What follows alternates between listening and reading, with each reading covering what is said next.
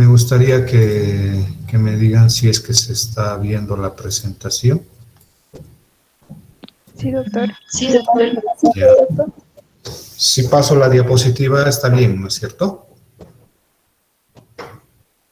No, doctor. Y no está en presentación completa, en pantalla completa todavía, doctor. Ya. Entonces, ahí está.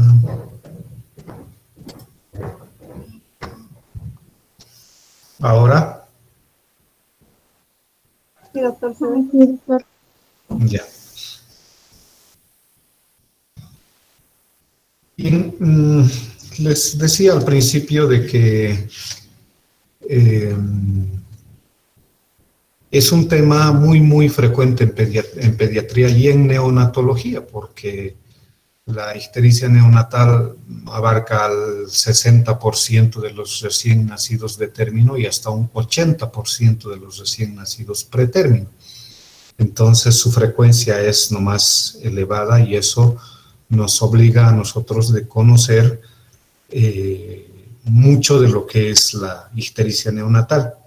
Sin embargo, hay algunas de las diapositivas que en el análisis que se ha realizado antes de la presentación forman parte ya como de un poco de la especialidad o de la subespecialidad. De todas maneras, es bueno conocerlo, pero no en el detalle preciso como para que nos tomemos mucho tiempo de analizar, pero si existiera la vocación o existiera el conocimiento que ustedes quisieran saber del tema, lo podemos entrar en detalle.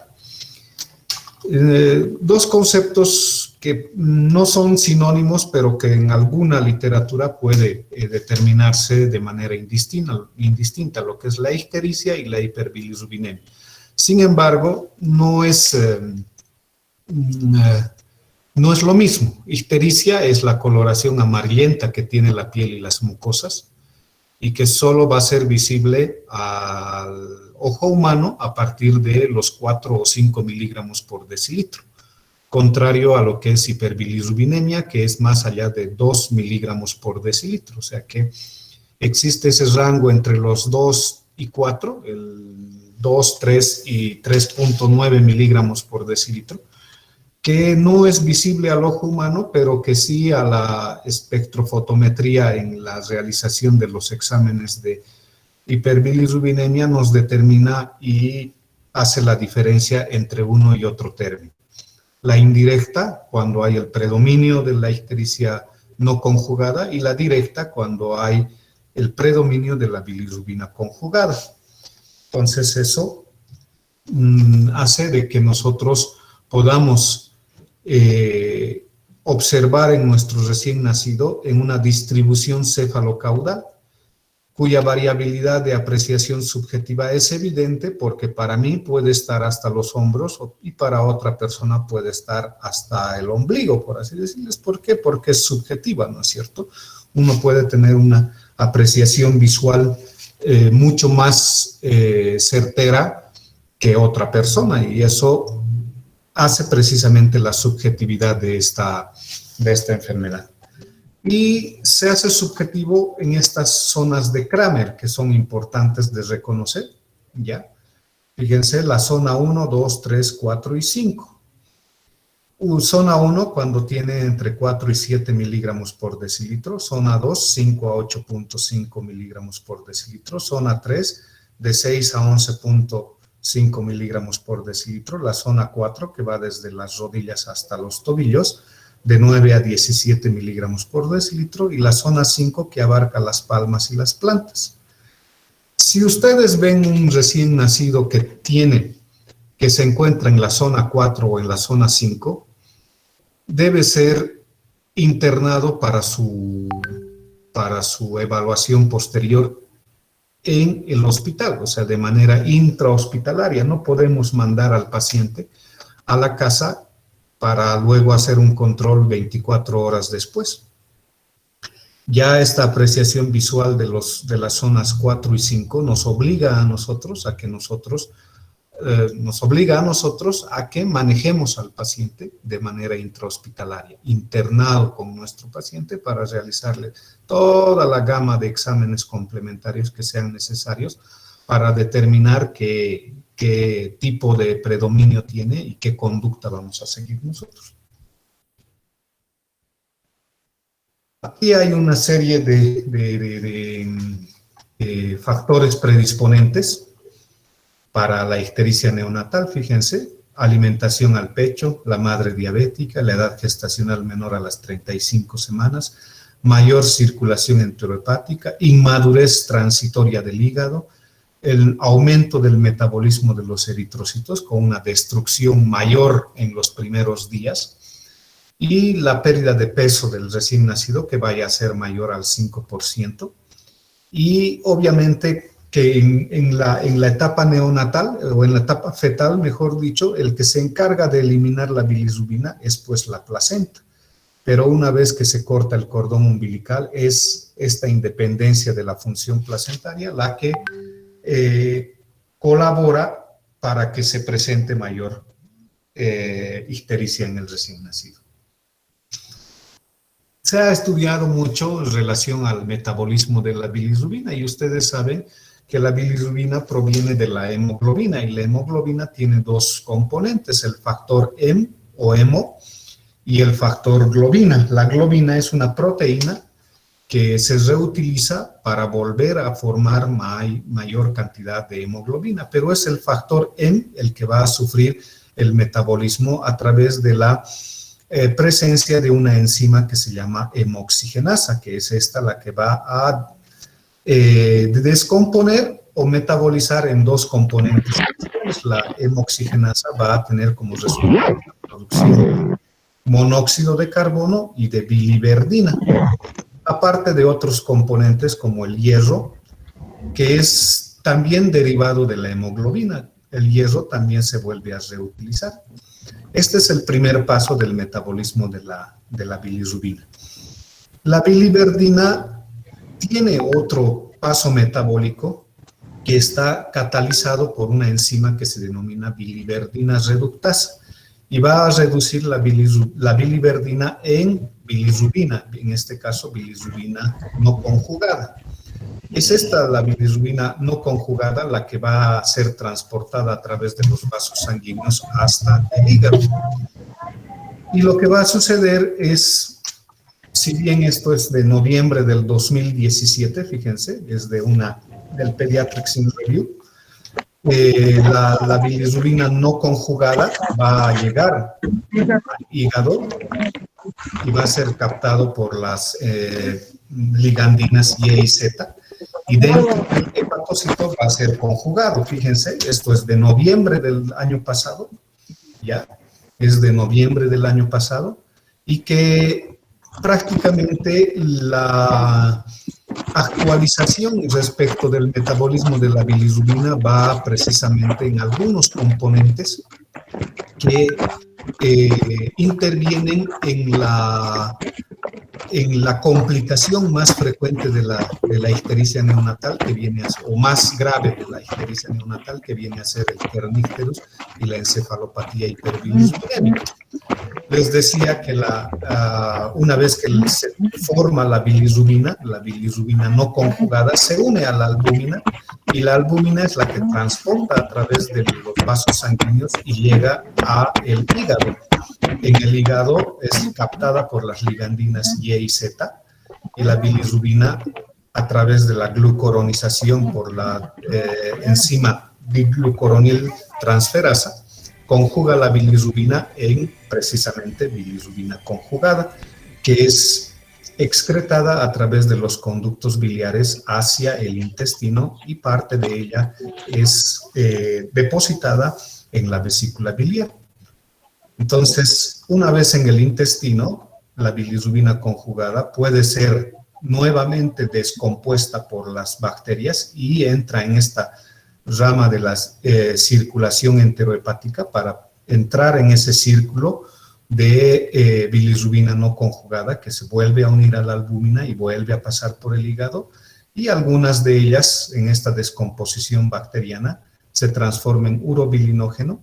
En estercobilina se elimina por las heces. El urobilinógeno llega al hígado y se elimina como urobilina a través de la orina. Este metabolismo es prácticamente muy bien estudiado y es lo que sucede a nivel molecular y celular. Una vez ya determinada la fisiología de la ictericia, el metabolismo de la ictericia neonatal, o de la bilirrubina en este caso, pasamos a lo que es la ictericia neonatal propiamente dicho en la clasificación. Y esta quizás es una de las diapositivas más importantes de la presentación. La ictericia neonatal se va a clasificar en una ictericia fisiológica y una ictericia patológica. La ictericia fisiológica se presenta de manera normal o casi normal en la mayoría de los recién nacidos, especialmente en los recién nacidos de término. Lo que sí debemos tomar en cuenta es la ictericia patológica, que se va a dividir en una ictericia patológica de predominio directo y una ictericia patológica de predominio indirecto. La patológica de predominio directo es la que conocemos como colestasis neonatal, ¿ya? Y la ictericia con predominio indirecto, volvemos a clasificarlas en ictericias hemolíticas y no hemolíticas. Las no hemolíticas son por amamantamiento, por leche materna, por defectos congénitos del metabolismo, por el consumo de la madre o del niño de drogas y hormonas. Y la hemolítica se vuelve a clasificar en intravascular y extravascular. Hemólisis dentro del vaso y hemólisis fuera del vaso. Fuera del vaso es la sangre deglutida por el recién nacido en el momento del parto, la presencia de hematomas, como el cefalohematoma, o la presencia de hemorragias de cualquier origen, puede ser intestinal, hemorragia intraventricular, hemorragia pulmonar o cualquier otro tipo de hemorragia, hace de que se produzca una ictericia hemolítica fuera del vaso. De las intravasculares, las más importantes, la isoinmunización materno-fetal o incompatibilidad RH, la incompatibilidad ABO, que es de grupo sanguíneo, la incompatibilidad de subgrupos, que es menos grave, pero sí también frecuente, y las alteraciones de la membrana del eritrocito, membranopatías, las enzimas del eritrocito, las enzimopatías, y alteraciones de la hemoglobina, las hemoglobinopatías. Esta es quizás la diapositiva más importante, porque de aquí es que vamos a partir con las alteraciones de la ictericia neonatal. La ictericia fisiológica siempre se presenta después de las 24 horas y no dura más allá de 10 días en el recién nacido de término y 14 días en el recién nacido pretérmino. Habíamos dicho 60% se presenta en el recién nacido de término y 80% en el prematuro. La causa de la ictericia es el aumento de la oferta y una disminución de la eliminación de bilirrubina. Como hemos mencionado, la oferta aumentada de bilirrubina se debe a una mayor cantidad de glóbulos rojos con una vida media más corta, alrededor de los 90 días o de los 70 días en los prematuros. Y la disminución de la eliminación de bilirrubina, donde hay una alteración en la captación y el transporte intracelular, una alteración en la conjugación, porque la enzima uridine-difosfoglucoronil transferasa está disminuida en su actividad, y hay una alteración en la excreción de la bilirrubina. Todo esto está a diferentes niveles y que eso va a determinar un nivel específico también de manejo que nosotros podamos influir para que en estos niveles que nosotros estamos viendo tengamos la medicación correspondiente para evitar de que se incremente los niveles de bilirrubina en sangre y lleguemos a niveles peligrosos que podrían causarnos la encefalopatía hiperbilirrubinémica. Luego está, como les había mencionado, la ictericia patológica, predominio directo, que es la colestasis neonatal y se debe cuando la ictericia o la bilirrubina directa se encuentra más de 2 miligramos por decilitro. Y eso es muy importante de conocer porque el reconocer una colestasis neonatal en sus etapas tempranas favorece el pronóstico del recién nacido.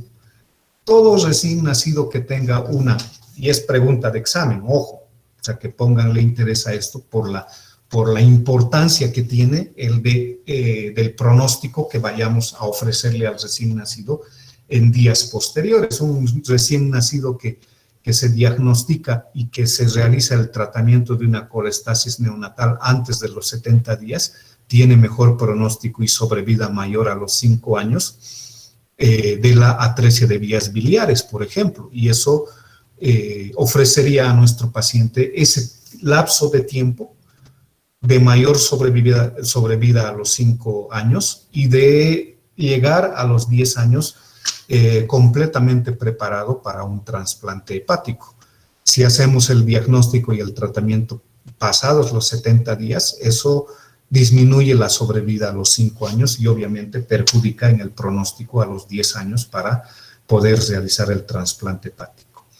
Todo recién nacido que tenga más de 2 miligramos por decilitro de bilirrubina directa debe recibir un interés adicional para hacer el seguimiento de los controles de bilirrubina directa. Si es que estos se mantienen por encima de 2 miligramos por decilitro, tratar de descartar la atresia de vías biliares, o si finalmente podría ser un error de la máquina, un error de laboratorio o cualquier tipo de error que nos haya inicialmente conducido a pensar en una colestasis neonatal.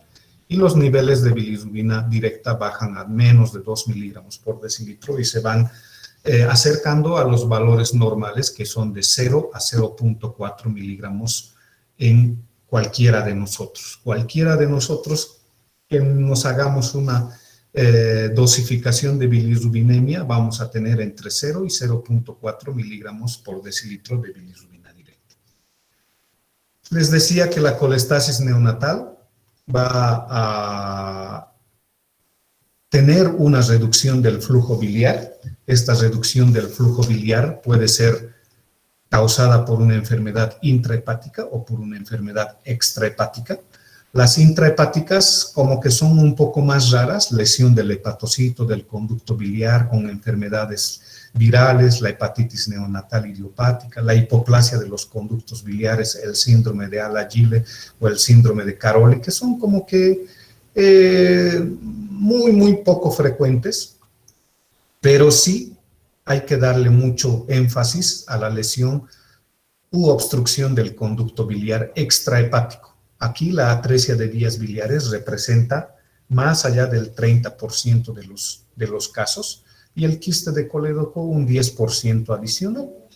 Entonces, tener en cuenta que nosotros descartemos en estos primeros 70 días la atresia de vías biliares o finalmente sí diagnostiquemos y realicemos el tratamiento adecuado que vendría a ser una cirugía, podríamos aumentar el pronóstico de sobrevida de nuestro paciente a los 5 años.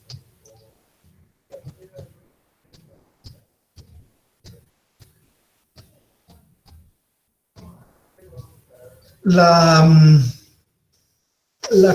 clínica de la colestasis neonatal está determinada por una triada complementada con un examen adicional.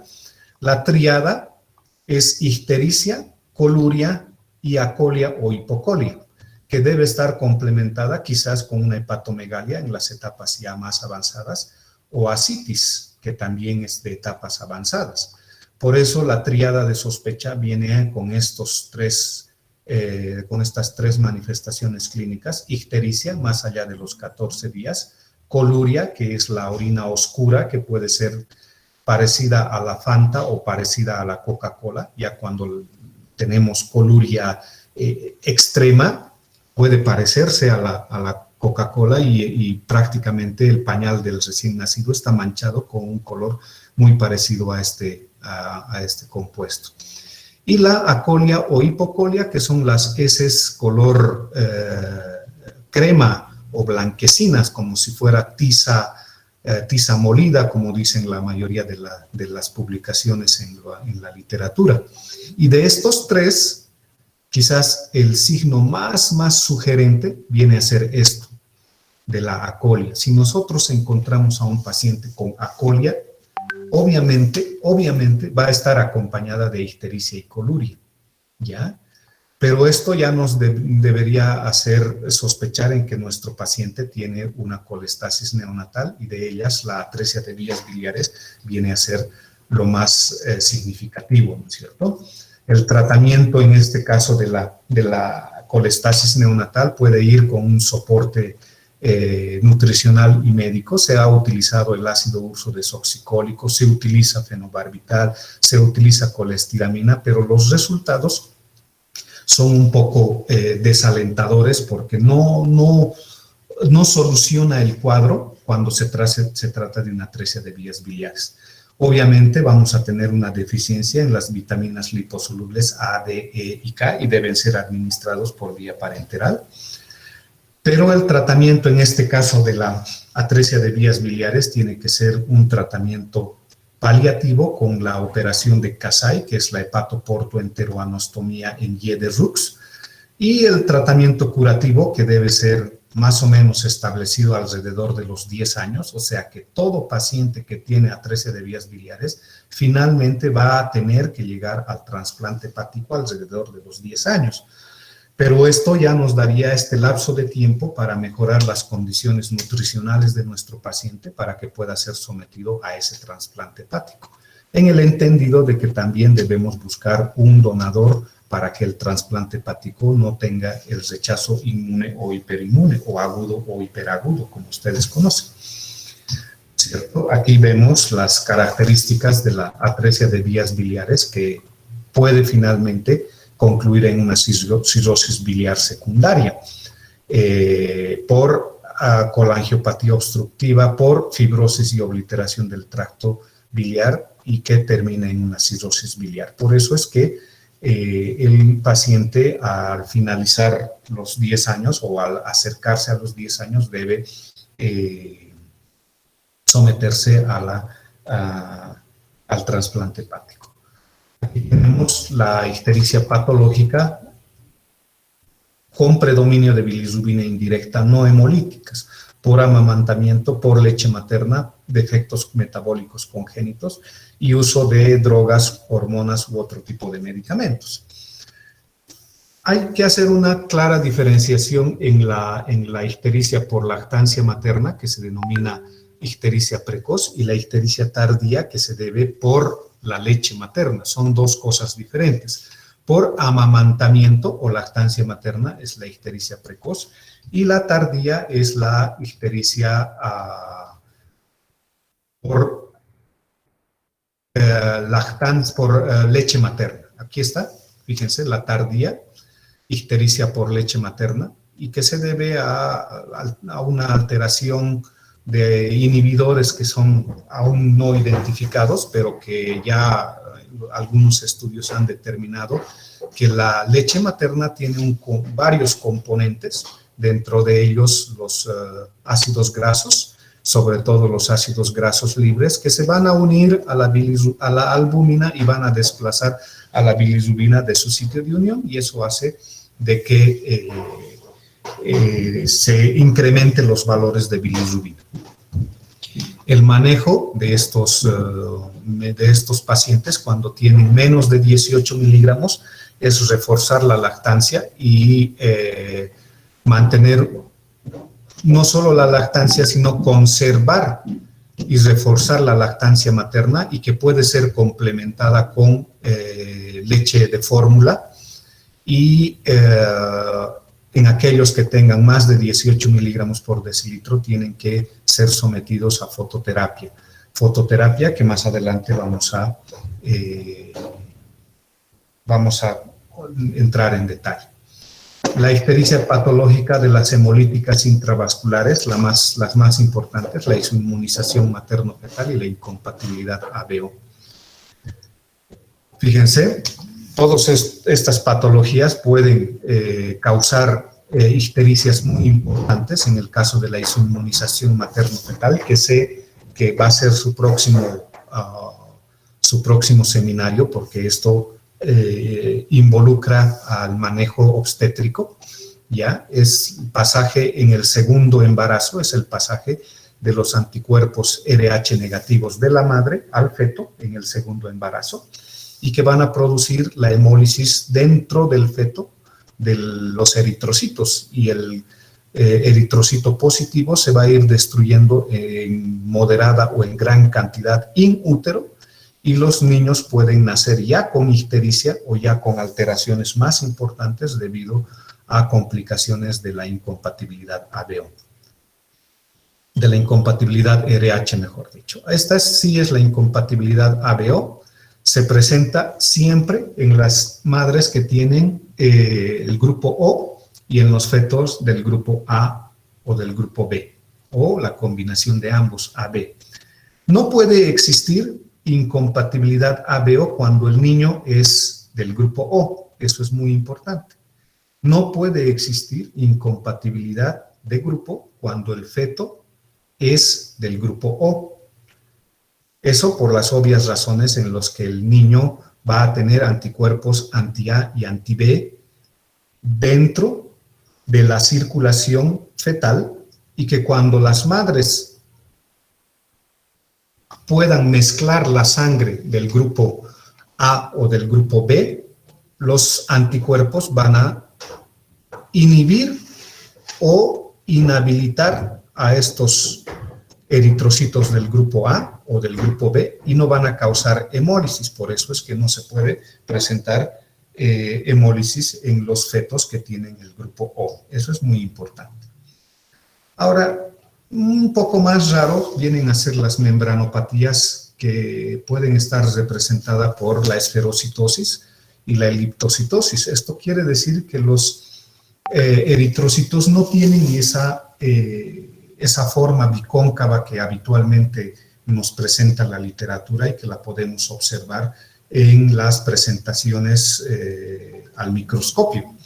Los esferocitos van a ser redondos y los eliptocitos van a ser pues de forma elíptica.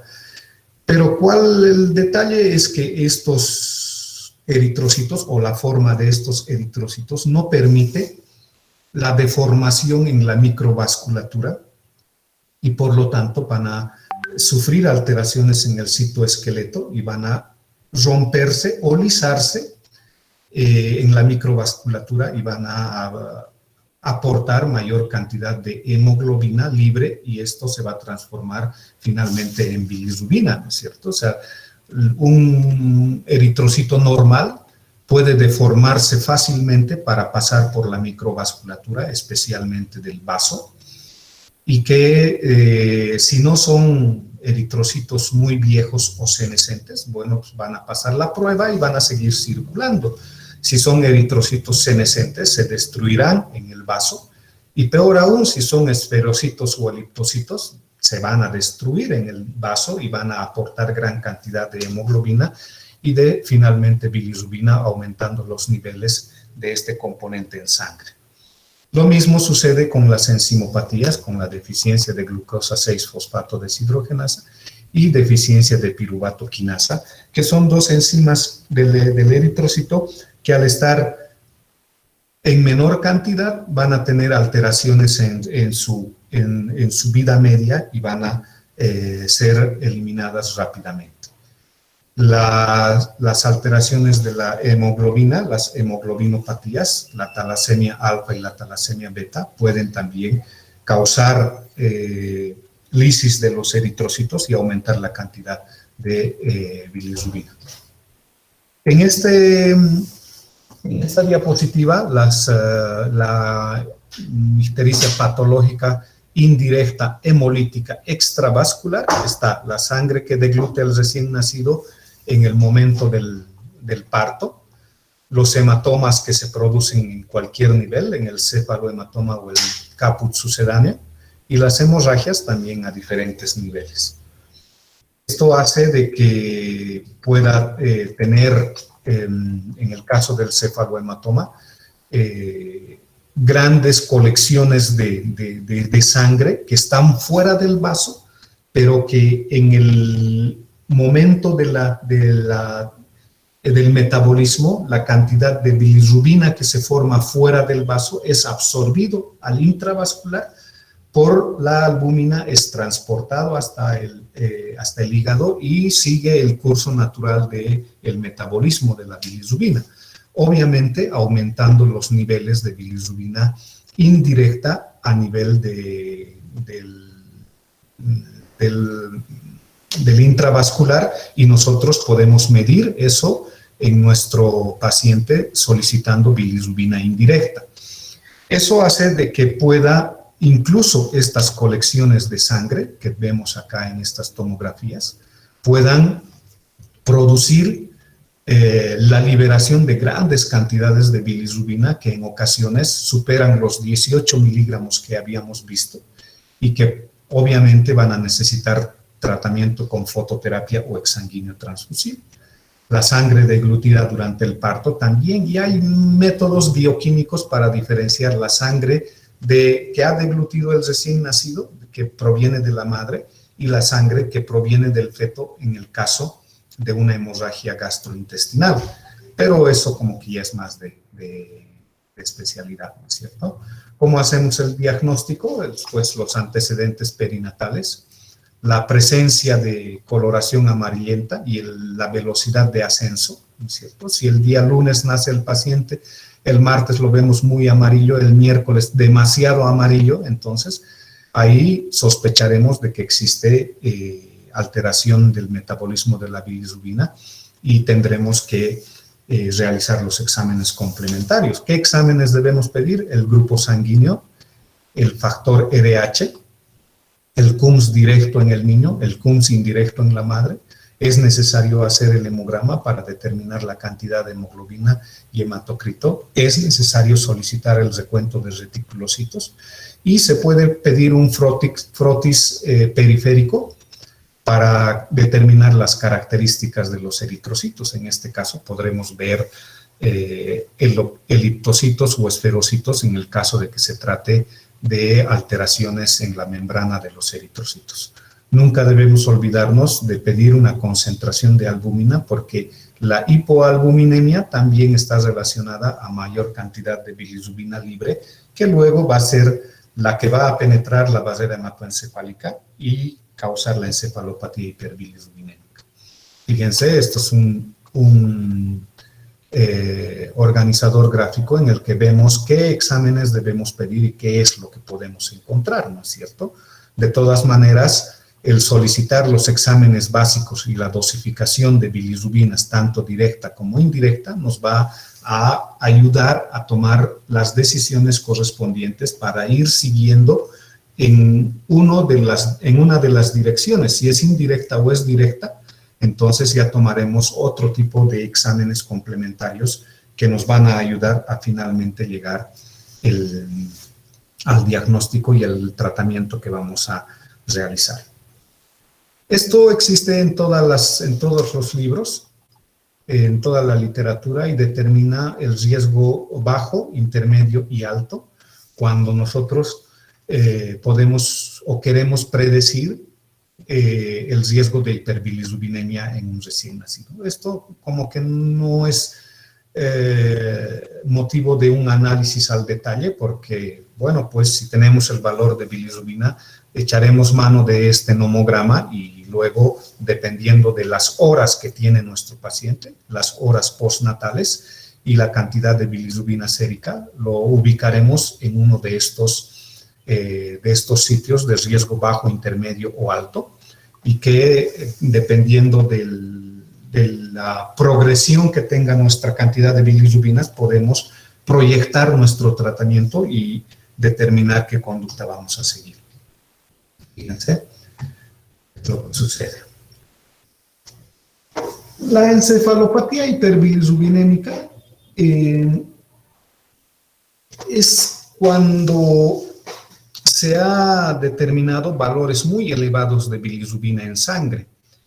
Antes, hasta hace unos 20 años atrás, todo el mundo indicaba de que la exsanguíneo transfusión o la posibilidad de encefalopatía se producía cuando la bilirrubina superaba los 30 miligramos por decilitro.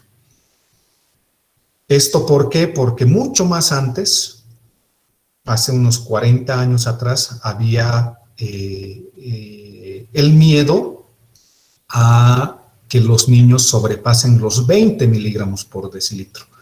En los años 60, el miedo al 20 se llamaba vigintofobia. 20 miligramos por decilitro indicaban que el paciente podría tener toxicidad neurológica y todas las secuelas neurológicas posibles. Entonces, hasta los 20 miligramos por decilitro existía mayor posibilidad de que la bilirrubina libre atraviese la barrera hematoencefálica y lesione las neuronas en los complejos, formando los complejos fosfolípidos bilirrubinas. Una serie de alteraciones celulares y moleculares donde intervienen los lisosomas, donde intervienen las mitocondrias, donde hay una alteración, pero pues si solo nos quedamos a analizar esos detalles específicos de la lesión neuronal, no terminamos ni en 2 o 3 clases. Entonces, fíjense, aquí está la disminución de la síntesis, disfunción electrolítica, disfunción mitocondrial y toda una serie de cosas. Les decía que primero teníamos miedo al 20 y todo el mundo hacía exsanguíneo transfusión después de que el paciente tenga 20 o más, 21, 22, 23.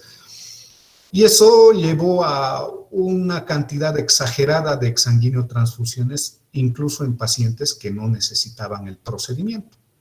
Y por lo tanto, las nuevas normas de la Academia Americana de Pediatría indicaron que debería ser 30 el valor de bilirrubina. Y ahí se fue al otro extremo, se realizaban pocas exsanguíneos y habían hartas complicaciones.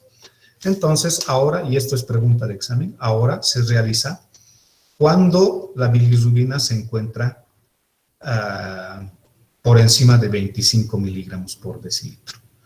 Pero ahí entra el criterio clínico, ¿no es cierto? Si mi paciente se encuentra entre el segundo y el tercer día y está con 24.2 miligramos por decilitro de bilirrubina total, 24.2, no sobrepasa los 25, tiene 24.2, pero sí tiene un factor de riesgo que puede aumentar la hemólisis de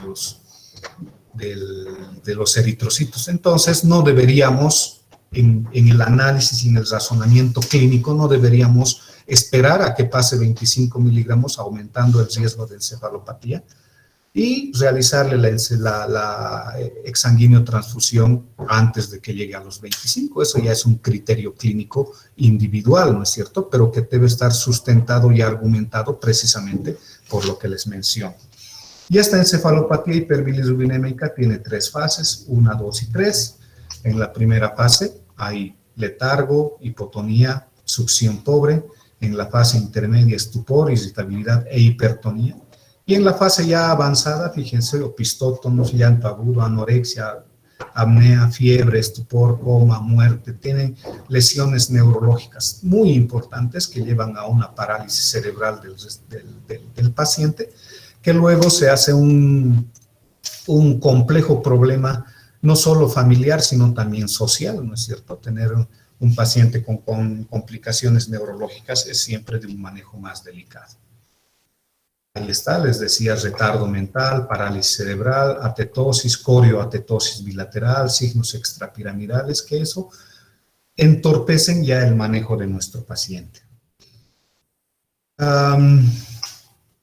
Y fíjense, estos factores de riesgo, esto es de no hace mucho, hace unos 4 o 5 meses atrás, donde tenemos la hiperbilirrubinemia severa indirecta, que tiene unos factores de riesgo. Dentro de estos factores de riesgo, la más importante es la prematuridad, menores a 38 semanas, y que ahora ya están colocando por encima de este factor de riesgo que viene a ser la prematuridad.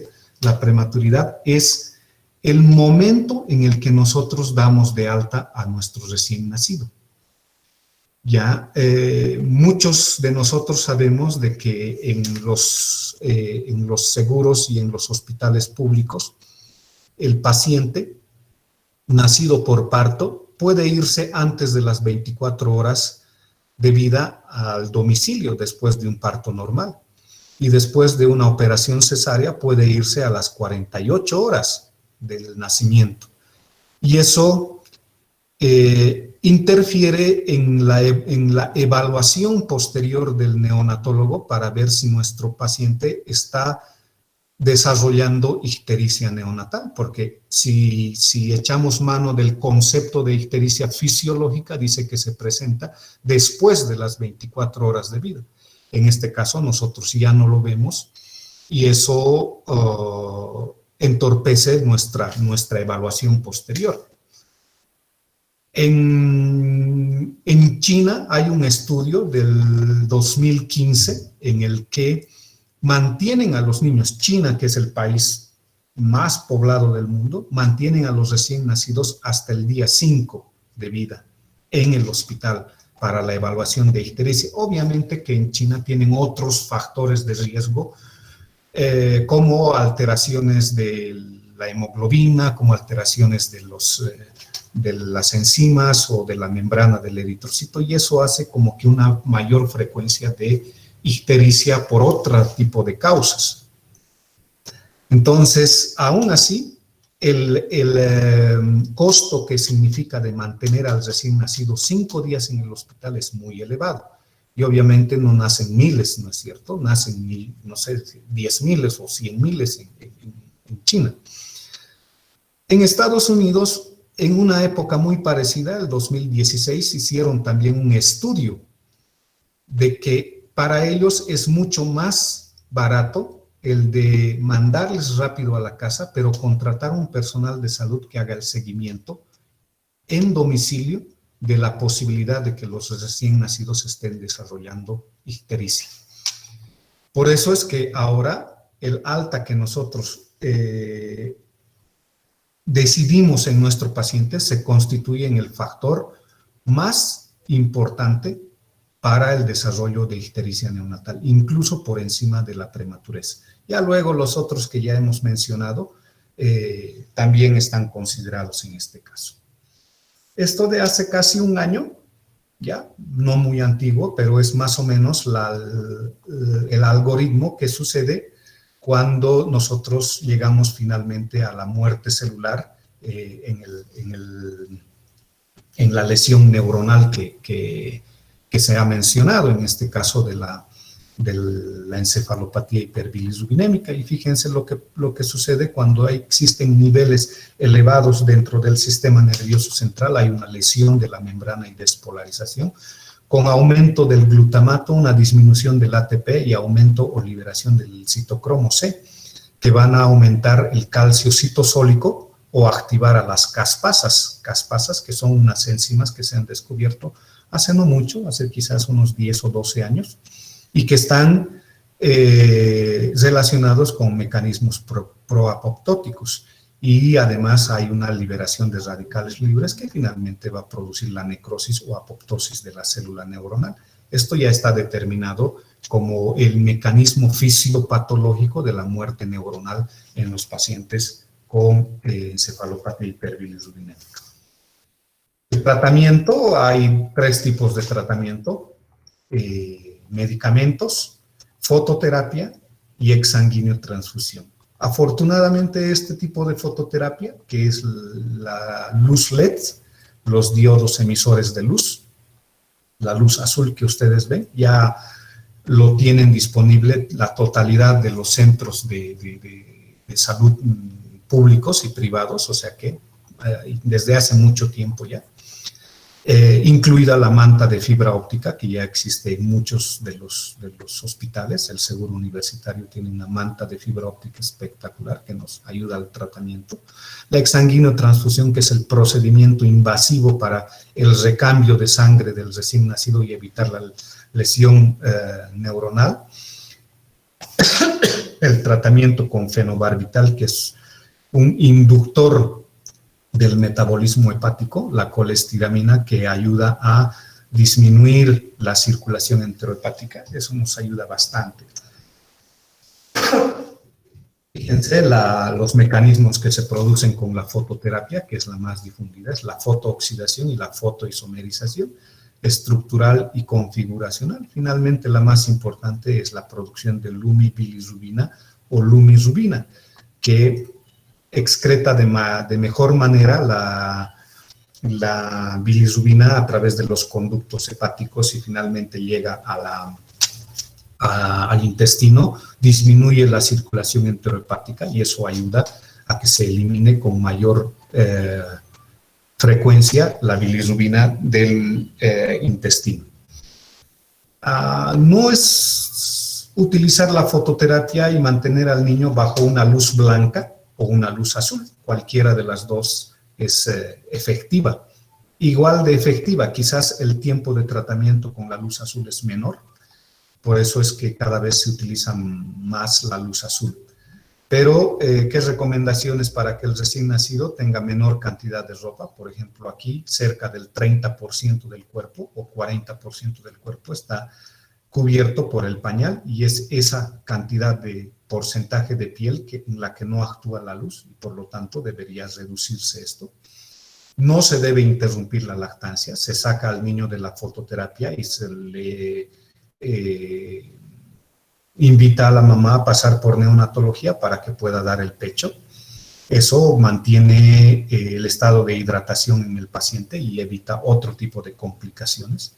Se deben cubrir los ojos, esto sí es muy necesario, ya es muy necesario cubrir los ojos, porque puede producir un envejecimiento prematuro de los conos y los bastones al llegar la luz azul o la luz blanca a la retina del recién nacido. Se debe controlar la temperatura cada 6 horas y alguna vez dijeron, y algunos todavía lo sostienen, el hecho de cubrir los genitales externos para evitar alteraciones cromosómicas, sobre todo en los varones. ¿Cuáles son los efectos que produce la exsanguíneo-transfusión? Ya pasando a otro nivel, a un nivel mayor, un nivel invasivo de tratamiento, es el cambio o remoción mecánica de sangre del recién nacido por la sangre de un donador. Remueve los anticuerpos, corrige la anemia, no se olviden que la hemoglobina o los eritrocitos se van destruyendo poco a poco y a veces en gran cantidad, que puede causar anemia importante. Y obviamente el objetivo inicial es el de sustraer la bilirrubina del compartimiento intravascular. No olvidarse que en el intracelular de los eritrocitos se encuentra el potasio. Y el potasio también es potencialmente nocivo, ¿no es cierto? Cantidades elevadas de potasio más allá de 6.5 pueden tener repercusión cardíaca y eso no nos conviene. Eso también remueve la exsanguíneo-transfusión. Otro nomograma que no es necesario considerarlo, aquí igual la fototerapia. Aquí les decía que hay que hacerlo más allá de los 25 miligramos. Esto ya es por horas del nacido, postnatales y la cantidad de bilirrubina para evitar la encefalopatía hiperbilirrubinémica en las primeras 24 horas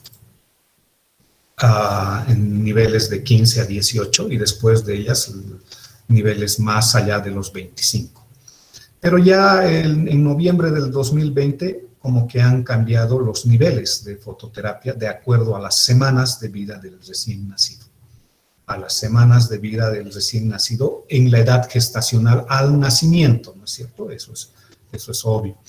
Y fíjense que entre las 34 y las 35 semanas deben ser entre 17 y 18 para la exsanguíneo-transfusión. Ya no los 25 que habíamos indicado al principio, pero esto se trata del manejo de la ictericia neonatal en aquellos recién nacidos que tienen menos de 35 semanas. El artículo es precisamente de aquellos que tienen menos de 35 semanas, porque ya hemos indicado que el recién nacido prematuro puede tener mayor riesgo de encefalopatía hiperbilirrubinémica.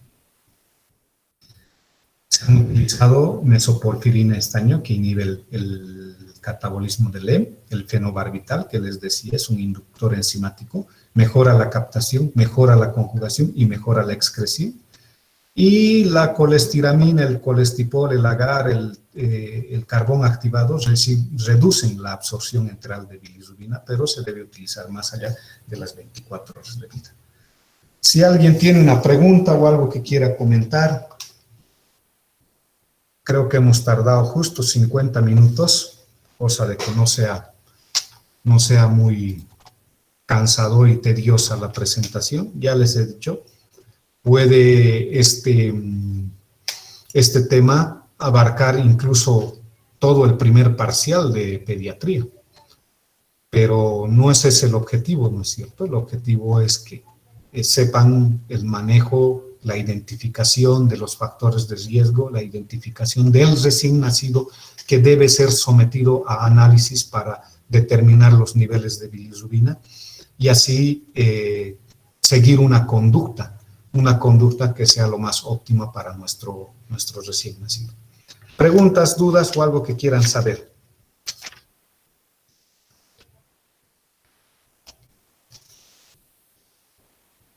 Doctor, disculpe.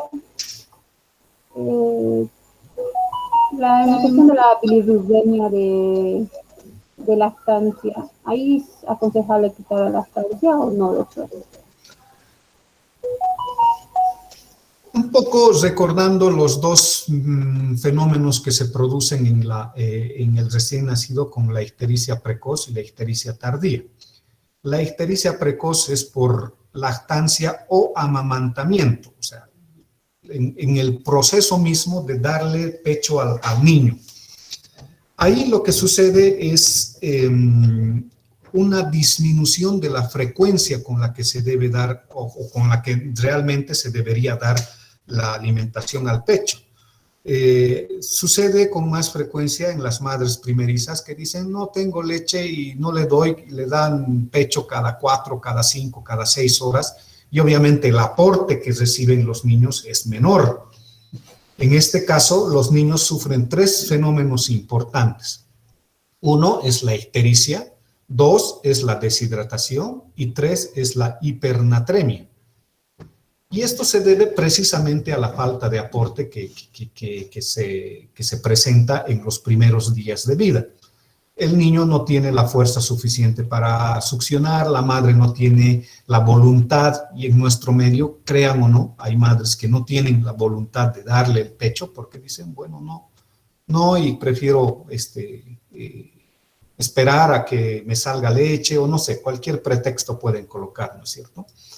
Y dicho sea de paso, el aumento de peso que tienen las mujeres después del embarazo, la mayor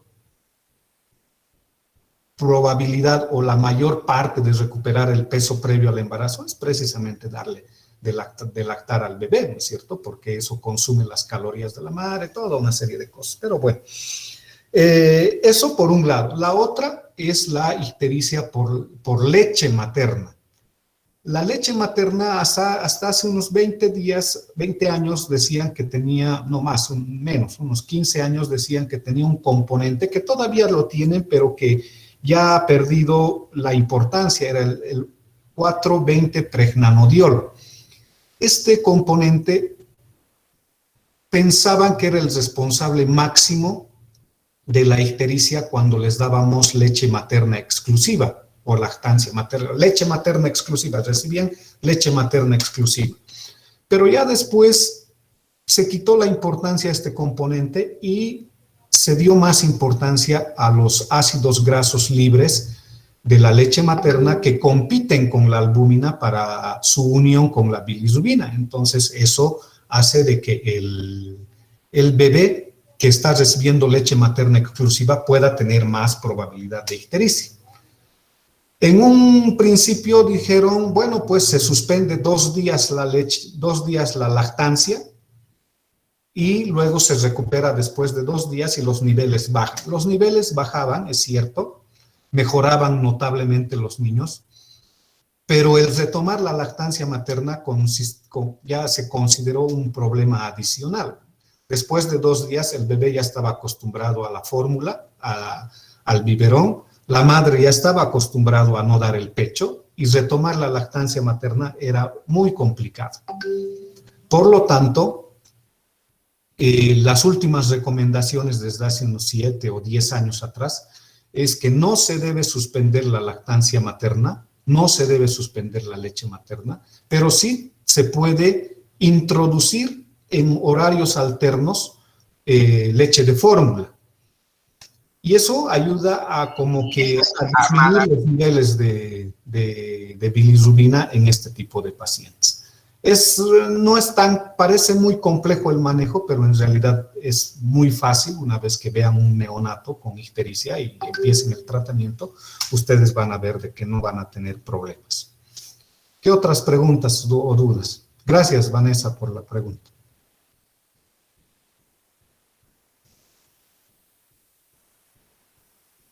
Doctor, muchas gracias por la explicación. Yo tengo una consulta.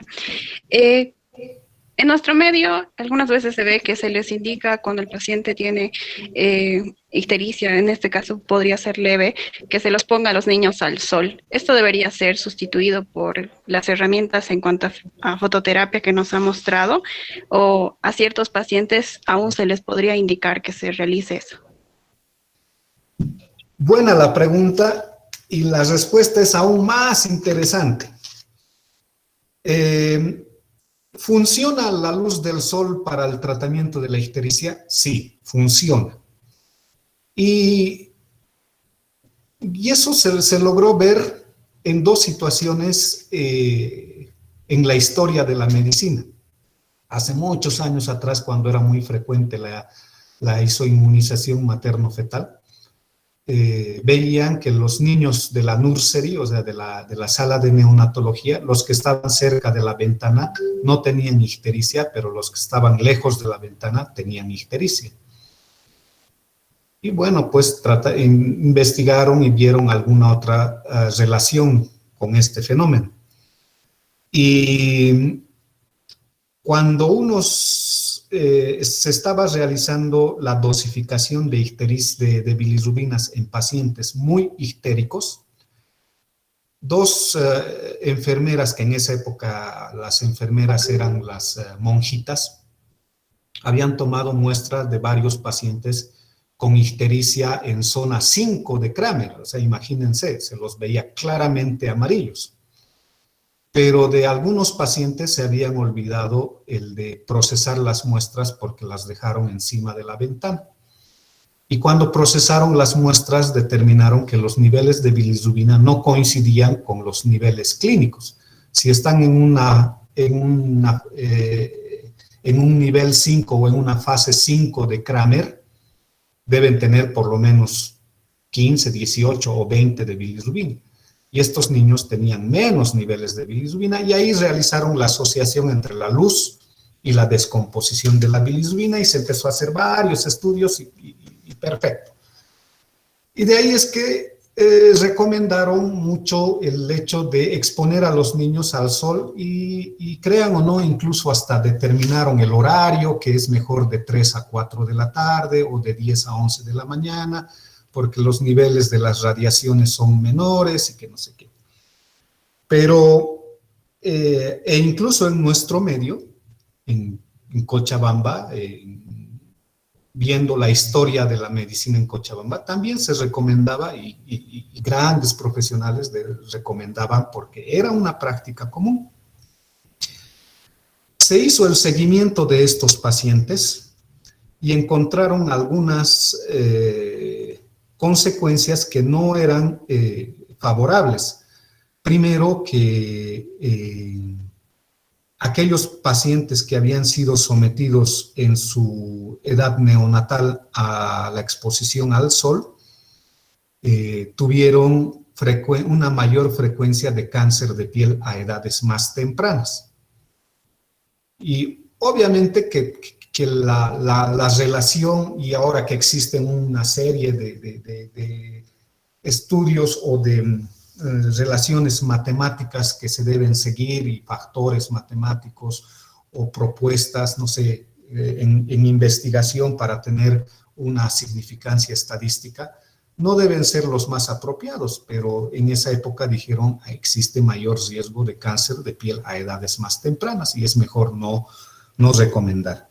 Y otra cosa que se vio es que a pesar de que los niños podrían, o la madre o la familia podría tener el cuidado necesario para evitar el contacto con los ojos, finalmente estos niños tenían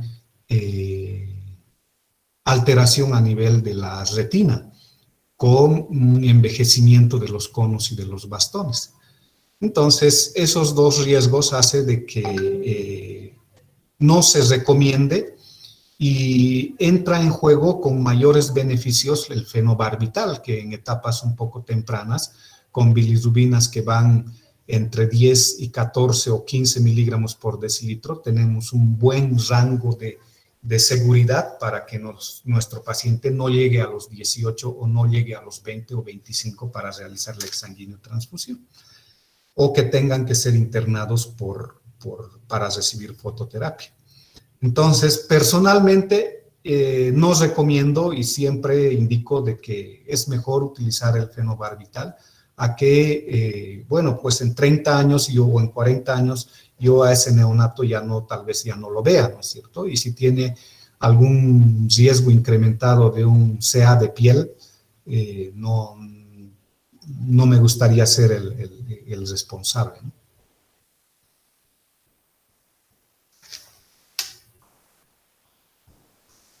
¿Qué otras dudas?